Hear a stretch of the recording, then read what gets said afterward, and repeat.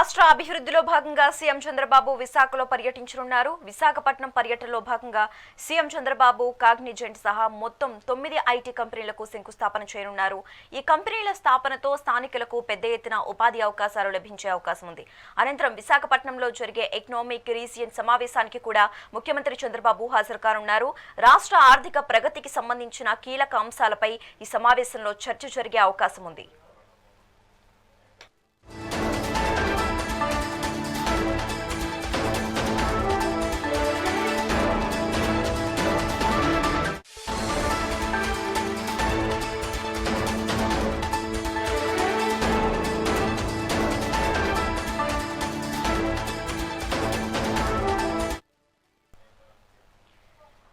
రాష్ట్ర అభివృద్ధిలో భాగంగా సీఎం చంద్రబాబు విశాఖలో పర్యటించనున్నారు. సీఎం పర్యటనకి సంబంధించి చీఫ్ బ్యూరో భరత్ ఫోన్ ద్వారా అందిస్తారు. భరత్, చెప్పండి, సీఎం చంద్రబాబు విశాఖలో పర్యటించనున్నట్లుగా తెలుస్తోంది. ఆయన పర్యటనకి సంబంధించి ఎటువంటి ఏర్పాట్లు చేశారు? దీనికి సంబంధించి ఓవరాల్ గా డీటెయిల్స్ ఇవ్వండి.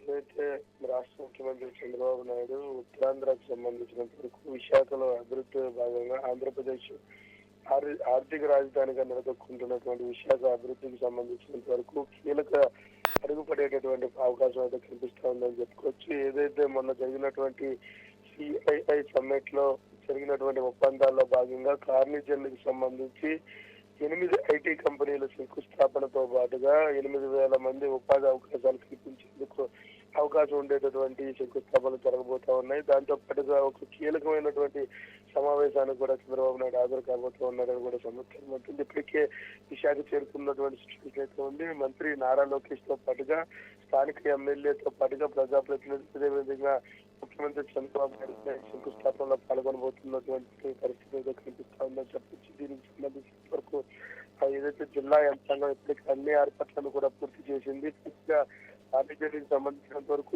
8 ఐటీ కంపెనీలకు సంబంధించి శంకుస్థాపన మరి కాసేపట్లో జరగబోతా ఉంది. దానికి సంబంధించినంత వరకు పాల్గొన్న అనంతరం కూడా పూర్తిగా ఒక కీలకమైనటువంటి సమావేశంతో పాటుగా ఈ స్థానికంగా ఉన్నటువంటి ప్రజాప్రతినిధులతో కూడా సమావేశం కాబోతా ఉన్నారు. ఏదైతే గూగుల్ కి సంబంధించినంత వరకు కూడా శంకుస్థాపనలో త్వరలో జరగబోతున్నటువంటి నేపథ్యం ఉత్తరాంధ్ర అభివృద్ధి పరుగులు పెట్టేందుకు రాష్ట్ర ప్రభుత్వం చేస్తున్నటువంటి అడుగుల్లో భాగంగా ముందుగానే తొలి అడుగు పడుతున్నటువంటి పరిస్థితుల్లో స్థానిక ప్రజలతో పాటుగా ప్రజాప్రతినిధులు, రాష్ట్ర ప్రభుత్వం కూడా దీన్ని పూర్తిగా అట్టహాసంగా చేస్తున్నటువంటి సిచ్యువేషన్ అయితే కనిపిస్తా ఉందని అయితే కార్నిజన్కి సంబంధించి ఈ కంపెనీలకు సంబంధించినంత వరకు 8,000 మందికి ఉపాధి అవకాశాలు కలిగే అవకాశం ఉందంటూ కూడా రాష్ట్ర ప్రభుత్వం చెప్పడంతో నిరుద్యోగులకు సంబంధించిన ఇది ఒక మంచి అడుగుగా పరిణామించినటువంటి సిచ్యువేషన్ అయితే చూడొచ్చు.